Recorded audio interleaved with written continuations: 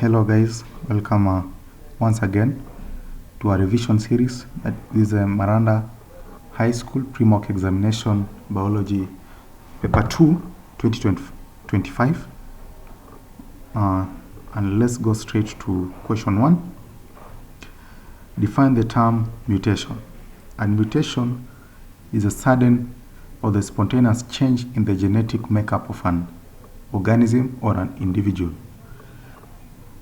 Part B, a couple, George and Grace, had a son who was suffering from hemophilia, even though none of them showed signs of hemophilia. State the genotype of George and Grace. And before you state the genotype, the son was suffering from hemophilia. Then they're saying none of them showed signs of hemophilia. In this case, it means Grace was a carrier of hemophilia, and hemophilia is associated with the X chromosome. In this case, George has one X chromosome, therefore he cannot be a carrier. It means he was normal. He doesn't have hemophilia. But her wife Grace, she is a carrier. So the genotype, and in this case George was normal, and for normal blood clotting we have a capital H, which represents for normal blood clotting, and the Y does not have anything related to hemophilia because hemophilia is associated with the X chromosome. Then Grace, she'll be heterozygous, and she will have two X's because females have two X chromosomes. Then because she's a carrier, she's a heterozygous, and this gene, capital H, responsible for normal blood clotting, will be dominant over this recessive gene which causes hemophilia. And those are the genotypes. Using a genetic cross, work out the genotype of the couple son. We have George, then we have Grace, then this cross must be there for you to get a tick. Then the gametes should be encircled, the circle should be complete for you to score. The label lines should not pierce through the circles. Then that's a tick. And for correct findings of the offspring, also a tick. Then we have a hemophiliac son is here. That is a hemophiliac son, and that is how we do that cross. The next, Roman 3, name 2 disorders in human beings that are a result of chromosomal mutation, and we have Down syndrome, Klinefelter syndrome, Turner syndrome, then we have polyploidy. Question 2, a ceiling with a straight radical and plumule was attached to a machine drawn below, which rotates, making one complete revolution in 15 minutes. The ceiling was lying horizontally. We have a transparent container, cotton wool ceiling, and basically this machine is called a clinostat. What will be the observation after a period of 1 week? The ceiling will continue growing horizontally. Account for the results. The clinostat rotates the ceiling, thus nullifies the effect of gravity, and therefore auxins stop migrating and accumulate on the lower side of root and shoot, or there is uniform auxin distribution and the ceiling grows horizontally. What is the name given to the machine? That is a clinostat. D, Roman 1, what stimulus was being investigated in this experiment? And that is a gravity. What type of response is expected in this experiment? Negative geotropism. Question 3, say 3 modes of transmission of HIV/AIDS from an infected person. and that is a blood transfusion with an infected blood or person. Infected must be there because for you to get the AIDS, one must be infected. Organ transplant with infected organ, then use of contaminated organs from infected mothers to babies during birth and breastfeeding. Then sexual intercourse which is unprotected with the infected person. Part B suggests 3 effective ways of preventing HIV/AIDS transmission to an infected person. Sex abstinence, avoid unprotected sex with the infected person, avoid blood transfusion with without proper screening, then sex education to enlighten the public on social economic effects of HIV/AIDS. Part C, Roman 1, state the function of seminiferous tubules. Under the seminiferous tubules, basically they have actively dividing cells that give rise to sperms. Then oviduct is a site for fertilization. Question 4. The diagram below represents the pathway of water from soil into the plant. Name the structures labeled K and L. We have K. K is the root hair. It should be in a singular because the label line is 1. Then L is the xylem vessel or tissue. Explain how water moves from soil to structure labeled L. And water moves from the soil into the root hair cells by osmosis due to the cell sap having a higher concentration of solutes than the water in the soil, and the cell sap of the root hair is diluted, thus making it less concentrated than the neighboring cells, and therefore water moves into the neighboring cells and then actively pumped up to L. Name the process by which mineral salts enter into the plant. It can be through active transport, and there energy is required because the ions are moving against a concentration gradient from where they are lowly concentrated to where they are highly concentrated, and we must have energy to be used by the carriers. Or we can have diffusion. Then question 5a, define the term denature. And denature is the change in protein structure so that some of its original properties stop functioning. Part B, in an experiment to investigate the action of pepsin on egg albumin, equal amount of pepsin was added, equal amounts of egg albumin in different test tubes. The test tubes were placed in water bath at different temperatures, and the graph below shows time taken for enzyme to digest protein in each. What is the optimum temperature for the enzyme? And the optimum, we look at the one or the shortest time possible for the egg albumin to be digested, and the shortest time possible is around here, that is around 10 minutes, and that is the middle here, that is 35 degrees Celsius, a benefit of doubt plus or minus 1. Account for the time taken to digest egg albumin at 45 degrees Celsius. 45 degrees Celsius is around here, around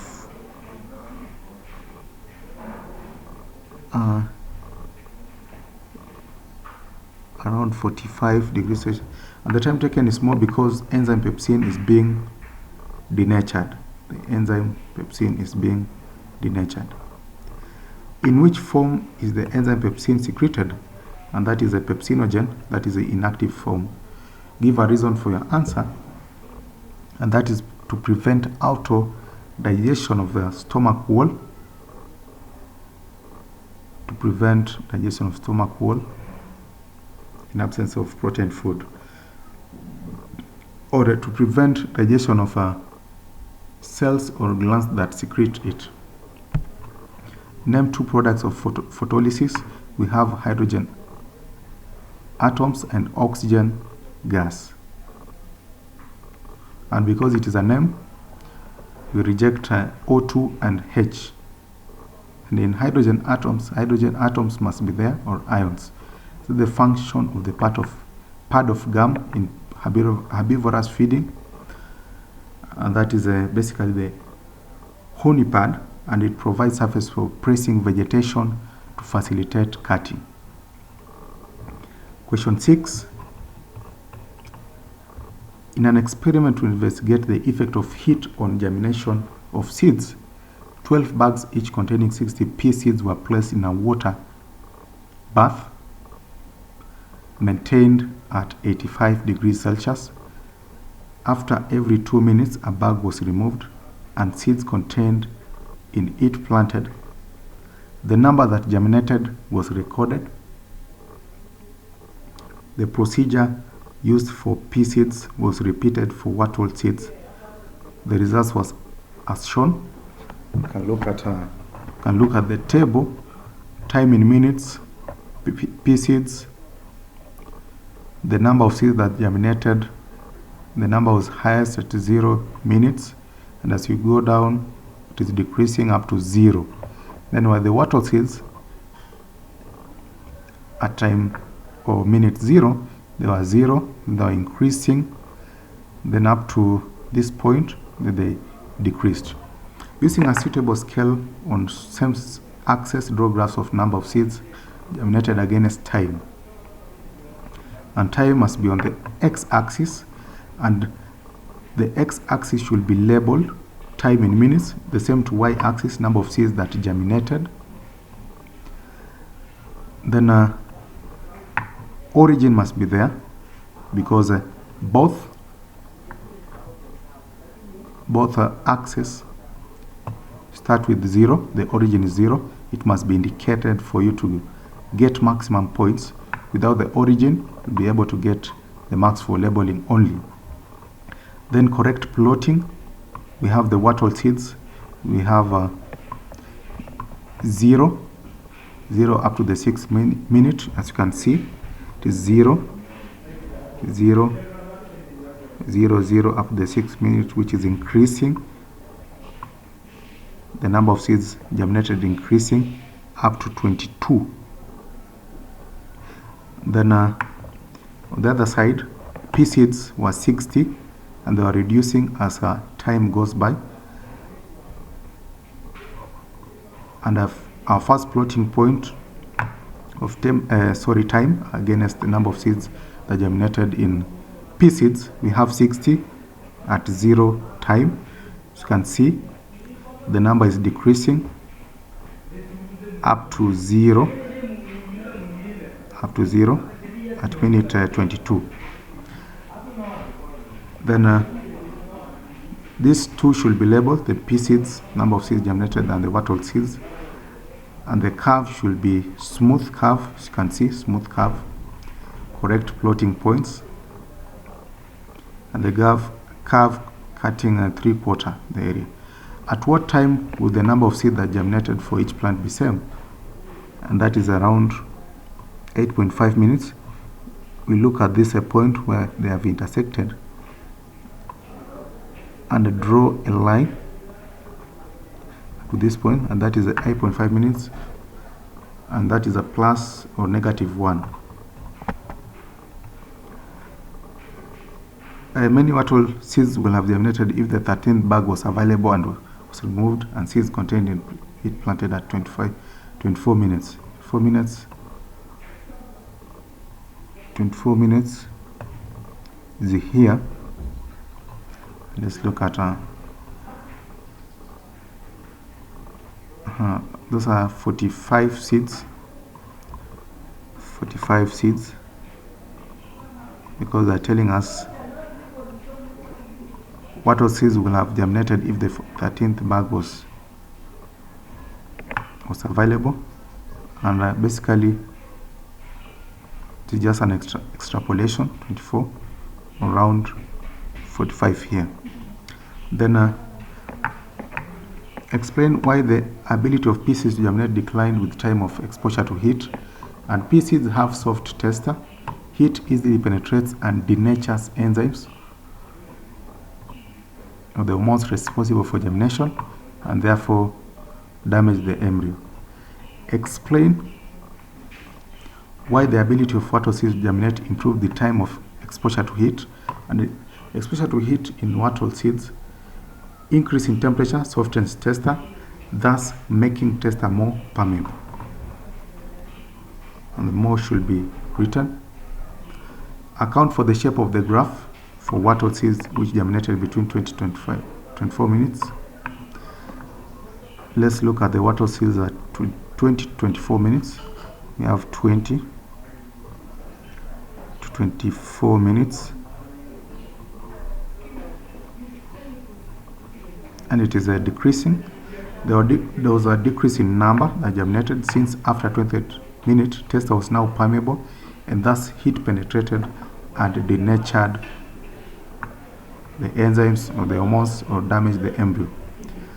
But if some of the pieces were allowed to germinate and placed in a large airtight flask and left for 4 days, suggests expected changes in composition of gases in the flask on the 5th day. Decrease in oxygen concentration and increase in carbon dioxide concentration. Give our reasons. And seeds respire to release carbon dioxide and uses oxygen for respiration.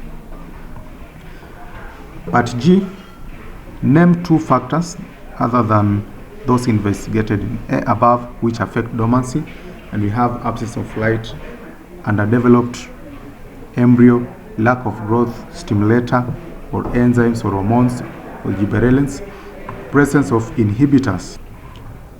Let's move to question 7A. Explain how various photosynthetic cells are adapted to their function. 10 marks.